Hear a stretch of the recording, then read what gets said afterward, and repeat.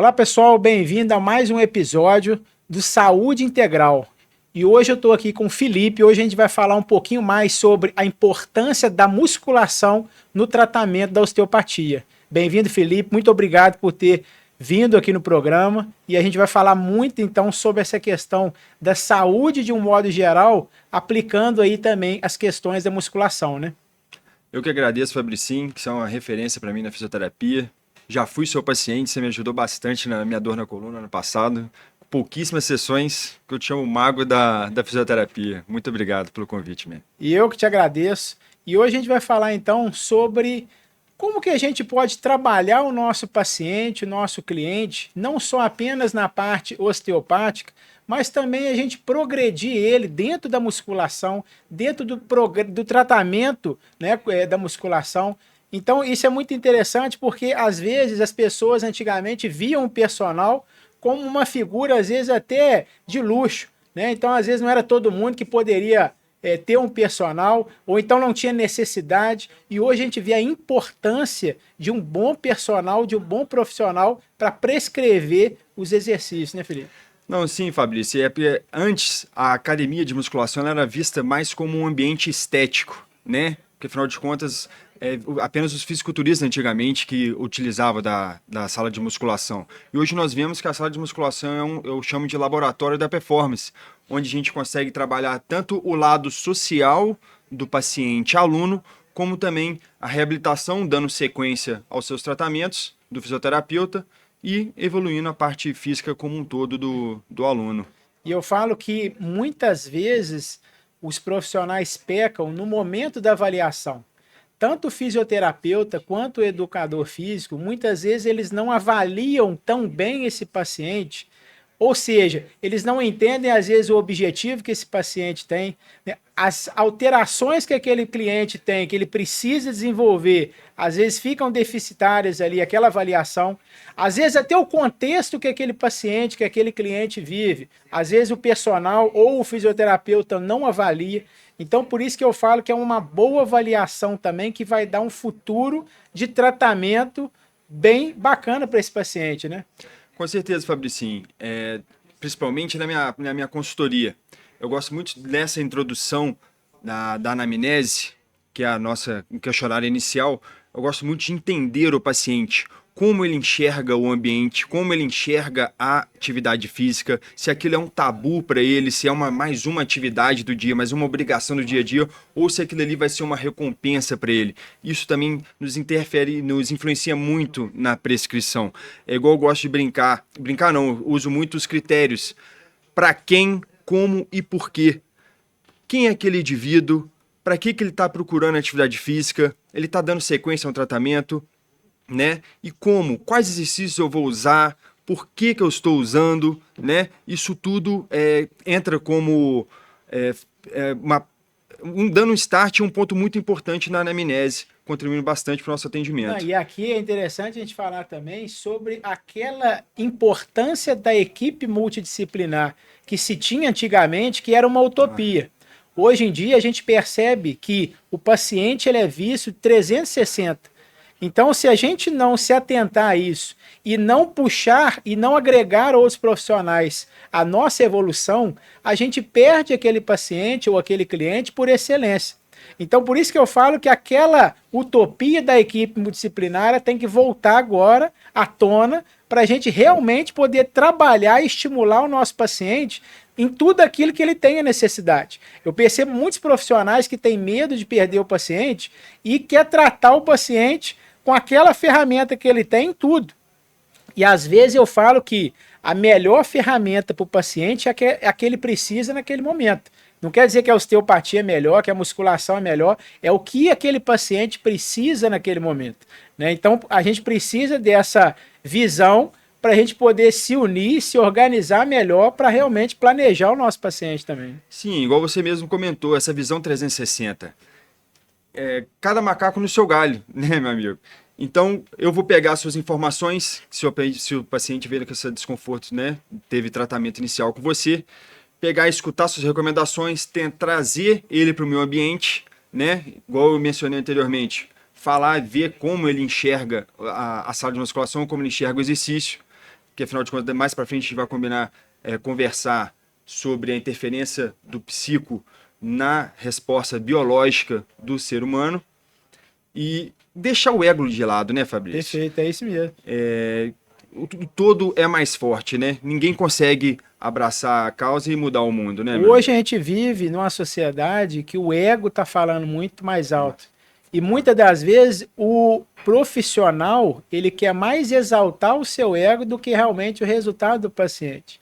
E a gente tem que entender que o paciente é quem vai, às vezes, direcionar o que nós vamos precisar fazer. E não aquilo que eu quero fazer. Né? Então, por isso que uma boa avaliação ela é muito importante.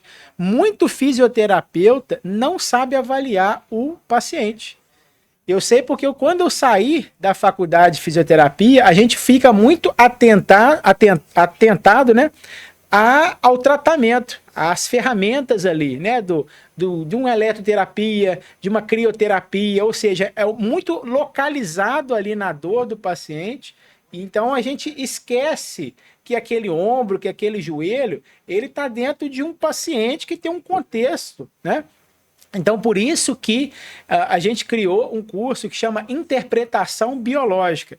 E lá a gente aprende o quê? Uma avaliação expandida do nosso paciente, do sintoma que ele está sentindo. Então, ali eu vou entender que, por exemplo, uma dor no ombro, a gente vai entender que ela pode estar vindo de uma víscera que está em disfunção ou então está em alteração também, que aquele ombro pode estar daquele jeito por causa de uma cervical. Então a gente precisa começar a expandir um pouco mais a nossa avaliação e o nosso olhar no paciente também. Sim, entendi, Fabricinho. E até uma dúvida minha. Eu sei que, igual você mesmo comentou, o ombro ele não é só um ombro e a gente não tem que só olhar para o ombro. Né? Igual na minha área, o pessoal adora quando a pessoa chega com dor no ombro, só fazer as rotações internas e externas, né? Que é o fortalecimento do manguito. E a gente sabe que tem o serrate anterior, tem os romboides, trapézio superior e inferior, que é o volante escapular. Mas me tira uma dúvida, como que a gente consegue tirar a dor da articulação? Isso é interessante. Primeira coisa que a gente precisa olhar. O paciente, quando ele chega para nós com uma dor na articulação, claro, o primeiro ponto é eu tirar aquele processo de dor daquele paciente. Então, eu preciso olhar para aquele local da dor, é o que nós chamamos de avaliação em caracol. Primeiro a gente olha o ponto da dor, depois nós vamos olhar todas as estruturas que chegam naquele ombro. Então, por exemplo, a inervação do ombro sai do pescoço. Então, se eu não olhar para aquele pescoço e, por exemplo, sentir que não tem nenhum bloqueio ou nenhuma alteração nessa via, né, eu vou estar negligenciando o tratamento do ombro. Então, se as informações que chegam naquele ombro estão ok, beleza. Então, eu vou começar a expandir mais ainda o meu olhar. Eu vou avaliar os sistemas correlacionados que estão envoltos também na articulação do ombro, como a articulação do cotovelo, a região torácica. Você mesmo falou, a gente tem a questão do ritmo escápulo-torácico. Só que se eu tenho, por exemplo, uma cifose muito grande, aquele paciente que chega, corcunda, protusão, né, de ombro, protusão, né, de ombro, uma hipercifose, aquele ritmo escápulo-torácico, ele não corre bem. E isso vai gerar até um fator estressante na região do ombro. E isso pode desencadear, dependendo da formação do acrômio, as síndromes do impacto. Então é aquela pessoa que, quando vai fazer exercício na academia, né, acima, principalmente de 90 graus, sente aquela fisgada, sente aquela dor aqui. Então adianta eu só manipular o ombro e às vezes só fazer as rotações? Não. Às vezes eu vou precisar trabalhar a região torácica, às vezes eu vou precisar liberar uma via visceral para liberar mais essa região facial desse indivíduo. A gente tem que lembrar que debaixo da nossa pele aqui tem vários tecidos. Eu gosto de brincar que igual quando você vai para um churrasco e pega uma picanha, você não tem aquela capinha que reveste ali a carne, né? Que parece uma fáscia mesmo, né? Que é bem fininha. Aquilo ali percorre o nosso corpo. E aquele tecido ali, ele se adapta às demandas que a gente tem no dia a dia. Então aquele, por exemplo, eu tenho muito arquiteto, dentista, paciente. Que por quê? Porque fica numa posição viciosa há muito tempo. E aquele tecido, ele vai criando adaptações ali, que eles vão se tornando mais densos. É igual quando a pessoa, por exemplo, que quebra um braço. 2 meses engessado, depois ela tem dificuldade de esticar. Nosso corpo, ele modela. né, esse tecido mais profundo. Então, por isso que é importante a gente trabalhar a postura durante os exercícios, melhorar a mobilidade geral da coluna do nosso cliente. Isso é muito importante e hoje poucas pessoas e profissionais estão se atentando a isso também. E você comentou um negócio legal, além de vícios posturais do trabalho, as pessoas ainda existem esses vícios do dia a dia, né? Igual a gente tem para mim é um mal do século, ao mesmo tempo é a salvação, são os celulares que a pessoa inclina bastante, né, o pescoço à frente. O que a gente precisa entender? O fortalecimento muscular, ele gera uma aptidão na articulação. Entendi. A nossa articulação, ela é feita por vários tecidos. A gente tem os ligamentos, as cápulas, que fazem ali a congruência, ou seja, o contato da articulação. Então, só que para essa articulação ela ser uma articulação saudável, ela precisa de dois fatores. Primeiro, um fortalecimento, um tônus muscular saudável, de base saudável, para que aquela articulação ela tenha o seu espaçamento e o seu posicionamento correto. O que nós chamamos de biotensegridade, ou seja, aquela estrutura ela está na posição correta devido à tensão que as estruturas estão ali gerando. Segundo ponto, mobilidade. A gente precisa de função naquela estrutura. Então hoje, por exemplo, eu brinco que hoje as pessoas não conseguem nem cagar no mato. Se a pessoa não consegue nem agachar direito. Por quê? As pessoas estão perdendo mobilidade. O quadril, por exemplo, é uma articulação que ele precisa de movimento. A pessoa, às vezes, me pergunta assim, Fabrício, agachamento a fundo é perigoso? Cara, a gente foi feito para isso. A gente evoluiu depois de milhares e milhares de anos para chegar na anatomia que a gente tem hoje.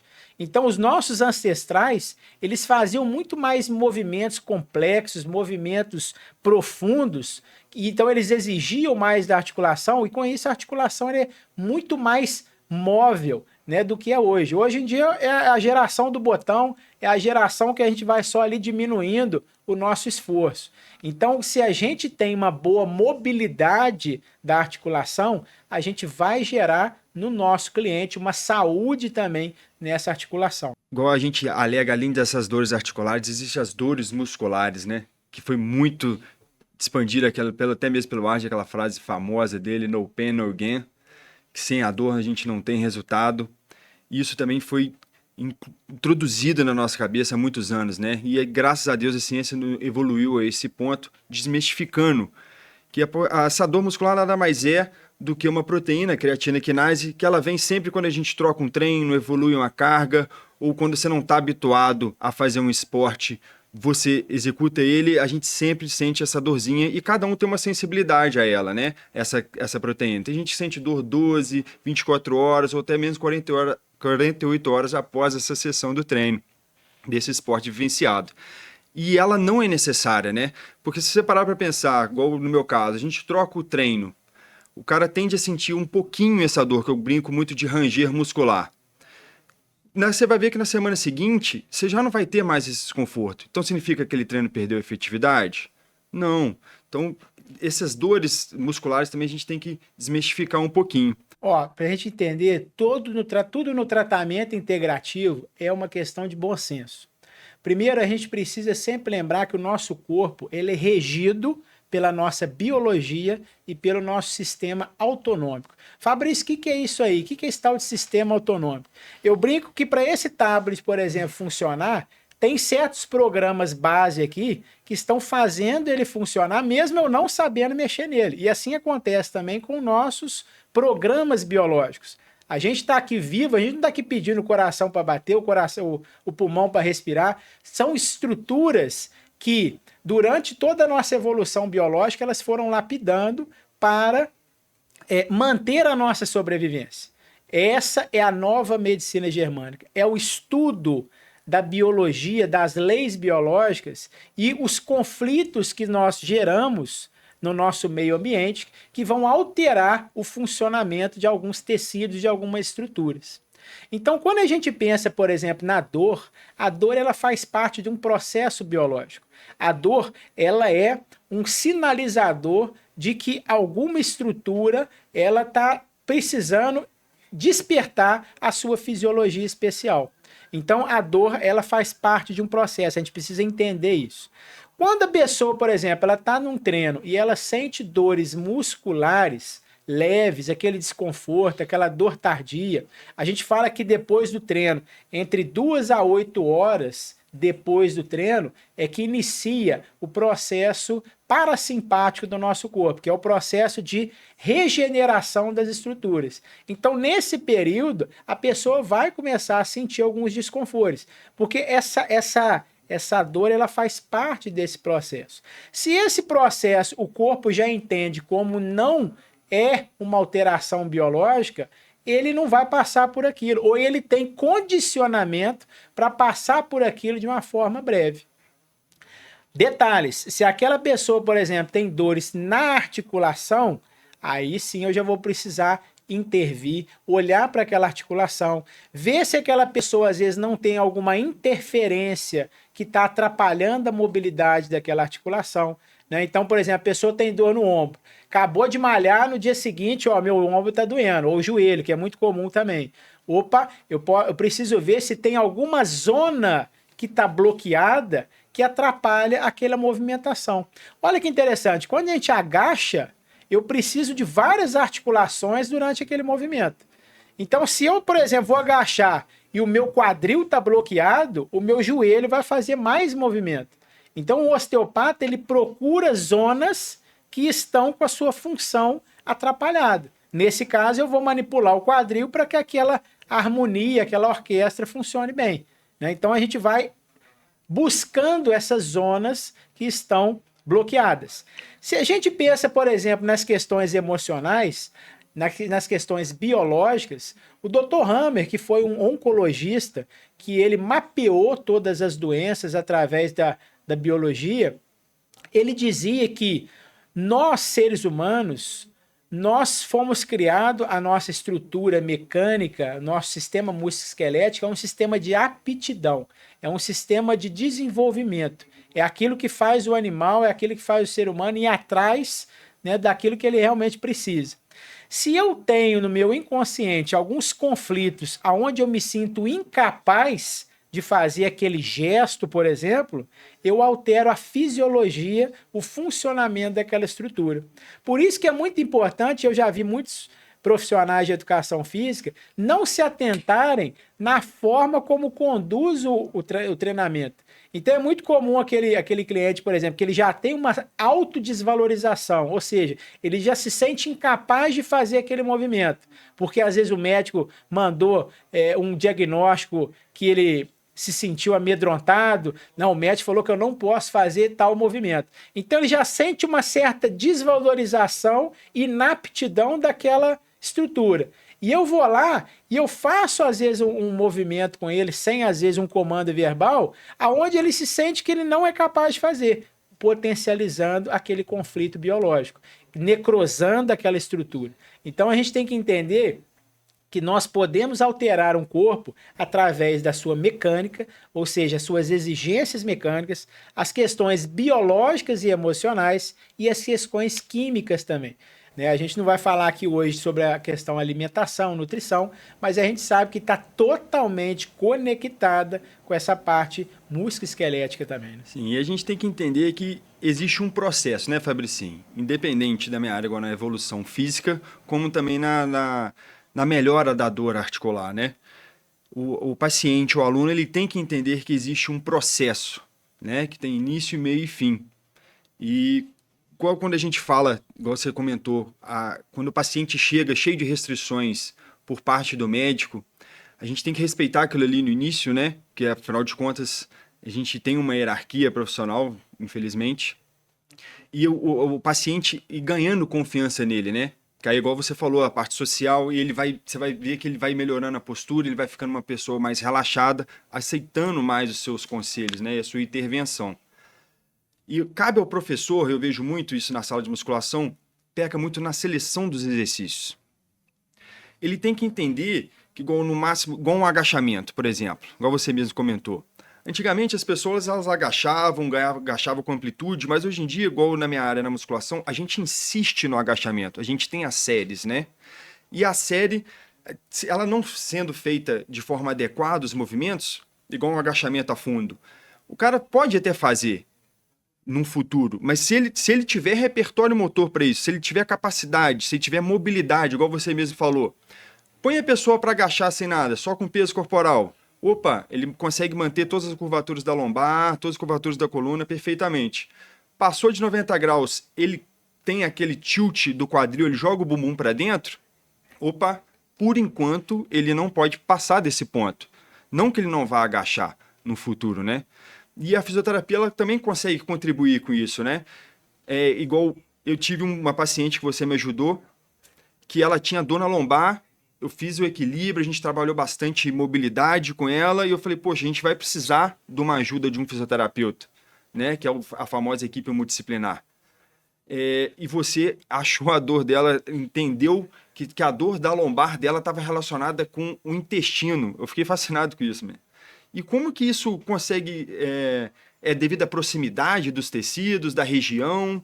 Como é que a fisioterapia contribui com isso? A osteopatia, ela tem, no seu estudo inicial, né, o Dr. Andrew Taylor Still, ele se aprofundou na anatomia e na fisiologia humana.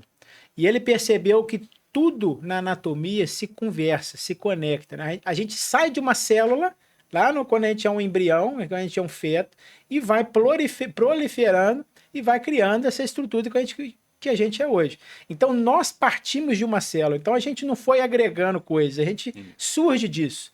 Então, todos os nossos tecidos, sistemas, eles se conectam. Então, isso é a unidade indivisível. Por isso que nós precisamos olhar para o corpo como um todo, né? E hoje as ciências elas vão todas caminhando para isso. Então, quando você fala na questão do agachamento, é importante a gente entender que a gente precisa condicionar o nosso cliente para que ele possa fazer aquele movimento. Porque por que hoje a maioria das pessoas sentem dor durante um agachamento? Porque elas não têm uma saúde articular adequada. Elas não têm mobilidade nas articulações, principalmente no quadril e na raque, para fazer aquele movimento. Então a gente precisa entender que tanto a articulação quanto o tecido muscular, ele precisa de uma certa complacência, ele precisa de mobilidade. Por cima do músculo existe uma capa, como se fosse uma sacolinha que reveste. Essa sacolinha a gente precisa ir ganhando, fazendo um trabalho bacana de mobilidade. E olha que interessante, se eu cortar meu abdômen aqui, eu vou ter várias camadas de tecido e vários órgãos aqui dentro. E esses órgãos, eles se conectam nas estruturas do sistema músculo-esquelético. Então, o intestino, por exemplo, ele não está boiando aqui sozinho aqui. Ele está conectado por ligamentos faciais, peritoneais, dentro da região da estrutura músculo-esquelética. Então, olha que interessante, o mesentério, que é uma face que recobre o nosso intestino, ele está inserido, por exemplo, lá no nosso quadril. Então, é normal a pessoa, às vezes, ter um bloqueio do quadril, da articulação sacroiliaca, por causa de uma tensão grande no intestino. E aí, quando eu libero esse intestino, quando eu dou mais mobilidade nesse intestino, aquela articulação ela flui melhor. Então, por isso que é interessante uma boa avaliação. A avaliação, eu brinco que dentro da osteopatia, a gente gasta em 1 hora de atendimento 40 minutos avaliando e 20 minutos tratando. É melhor você fazer uma técnica ruim num local certo do que uma técnica muito boa, eu consegui instalar a pessoa inteira, mas você foi no lugar errado. Então, por isso que a gente fala que o local, a avaliação, o olhar, ele precisa ser bem sensível, né? E isso a gente vai adquirindo com a experiência. E eu falo que quanto mais a gente se compromete, quanto mais a gente quer saber do nosso paciente, cara, eu estou vestindo a camisa mesmo. Porque antigamente você chegava no médico e ele nem olhava para sua cara, ele em 5 minutos ele prescrevia a mesma coisa para você, para mim. Ou seja, ele não entendia o contexto, ele não entendia a pessoa.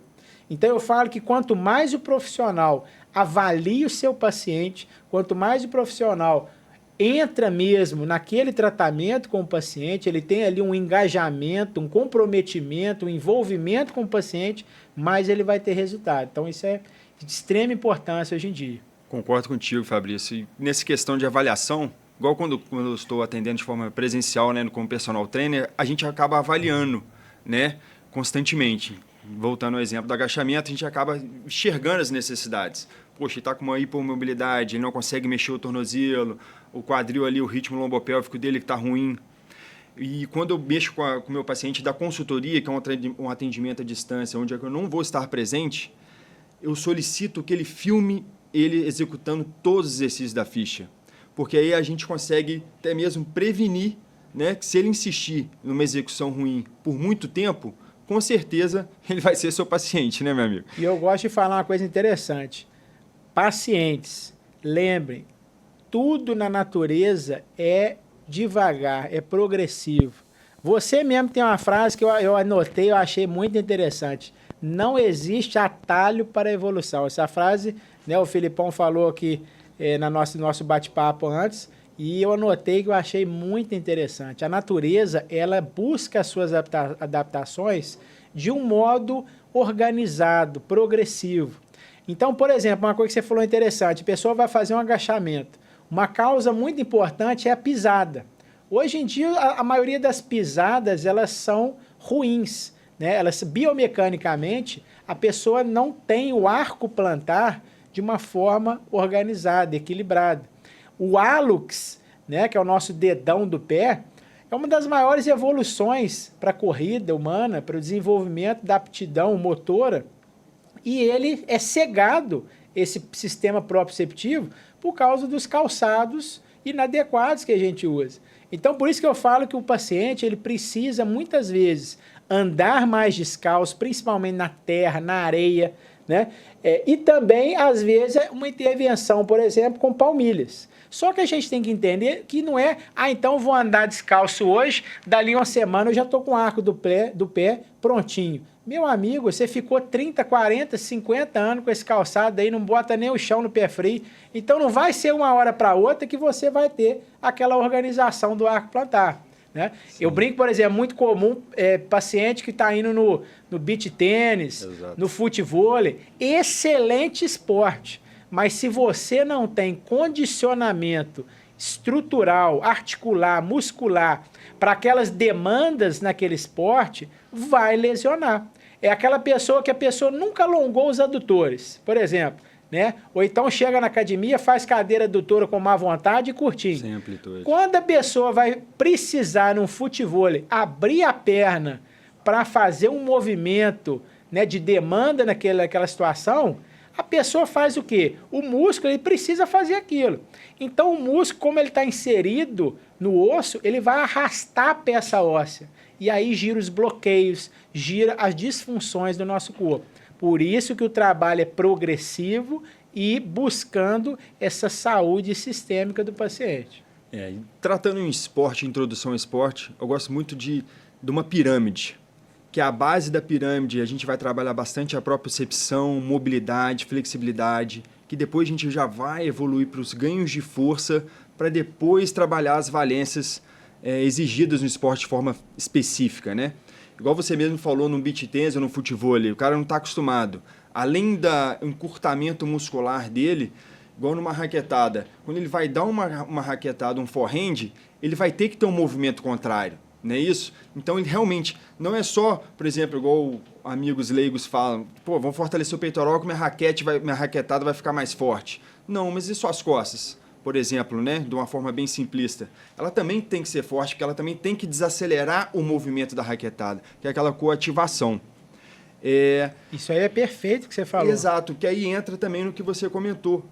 Tudo tem etapa, não existe o atalho. Se você pular uma etapa da sua preparação, isso vai te cobrar mais na frente, não é verdade? Então, o fortalecimento, igual você comentou, pô, é um esporte bacana. As pessoas se mexerem, até mesmo a corrida, né, que é um esporte prático, é calçar o tênis e sentar a bota. Tudo tem uma preparação e eu acho muito válido as pessoas procurarem esse entendimento, procurarem recurso para justamente ter uma longevidade no esporte, não vivenciar por aquele momento, machucar e falar assim, poxa, não é isso. Aí a pessoa acaba ficando desmotivada, depressiva, ganha peso. Também. Exatamente. E a gente tem que tomar muito cuidado, porque muito dos conflitos emocionais, eles partem desse sentimento de eu não consigo. Então, por isso que a gente tem que mostrar para o nosso cliente essa progressão, né? Então, eu finalizo esse podcast aqui, finalizando com a seguinte questão dentro da avaliação, que o nosso paciente, a gente tem que sempre buscar os recursos no objetivo dele. Eu gosto de brincar que até Jesus falava, o que queres que eu faça? Antes de curar alguém, Jesus perguntava, ele tinha o poder para curar, mas ele perguntava, o que você quer que eu faça? Porque muitas das vezes a gente peca pelo excesso. A gente já sabe o que aquele paciente precisa, a gente já sabe o que aquele cliente ele tem as necessidades, a gente está olhando ali com olhos, né, profissionais, mas às vezes o objetivo dele é outro. Ou então, às vezes, ele não está no momento de comprar tudo isso. A gente tem um profissional aqui em Juiz de Fora que, no final do atendimento, ele carimba a sessão dele, né, a receita dele, ele carimba falando, ensinar eu ensino, faça a sua parte. Ou seja, a gente tem que transferir a responsabilidade também para a pessoa, né? A pessoa, ela que chegou até ali naquele momento, né? Ela é aquele final do processo. A gente vai ser o quê? Auxiliador, mediadores do objetivo dela. Sim. E aí a pessoa, antes mesmo de buscar qualquer tipo de profissional, ela tem que ver se ela quer realmente, né? Porque enxergar o processo, tudo bem, mas vivenciar o processo é outra coisa, né? Que igual esses dias corridos, acaba que a gente tem vários imprevistos. Mas ela tem que ter mini metas ali dentro do processo, vamos repetir essa palavra, que acaba vislumbrando, visualizando que ela está evoluindo naquela etapa, igual mesmo na musculação, eu gosto num processo de emagrecimento, aliás. A pessoa não vai emagrecer de uma hora para outra, né? O corpo tem um processo. Então, poxa, por que não focar na minha evolução física, nos meus ganhos de força, né? Na musculação e na parte aeróbica? Poxa, eu estou correndo mais fácil, minha percepção de esforço está menor dentro daquela mesma velocidade. Então, acho que o degrauzinho, a cada etapa, valorizar e reconhecer que é só sucesso. Exatamente. Filipão, eu quero te agradecer esse primeiro episódio junto, né? E falar com o pessoal de casa também, que nós vamos fazer um segundo episódio para falar mais especificamente das lesões em si. Então, por favor, mandem para nós dores na coluna, dores no joelho, ombro, quadril. E a gente vai no quadril, e a gente vai falar um pouquinho mais a fundo sobre cada uma delas e como que a gente pode evoluir, tanto na parte osteopática, quanto também na parte da musculação. Eu quero agradecer, Fabricinho, muito obrigado pelo convite. Espero que esse nosso próximo episódio aí a gente tenha mais a contribuir. Sucesso, vamos junto.